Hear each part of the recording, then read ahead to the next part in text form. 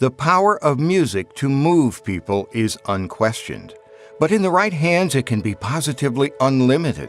Such are the gifts and talents of Professor Myra Merritt. A passionate and devoted teacher in BGSU's College of Musical Arts since 1995, Dr. Merritt has shaped the careers of hundreds of vocal students, engaging each through the concepts of education, theater, and performance. Through her tireless efforts, she has established a reputation for excellence that not only extends across campus but beyond it, with graduates earning starring turns with the Metropolitan Opera in New York and around the globe as composers, teachers, and advocates for the arts themselves. In doing so, they've raised the profile of BGSU to a level where the institution can be mentioned seamlessly in the same sentence with the most elite schools in the nation.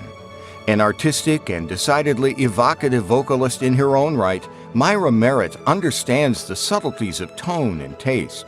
She knows what touches the heart and the mind, and how to bring a piece of music full circle.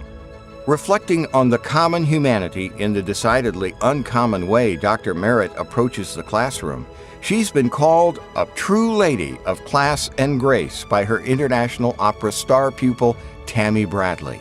Today, we add another title to that description, Professor of Teaching Excellence.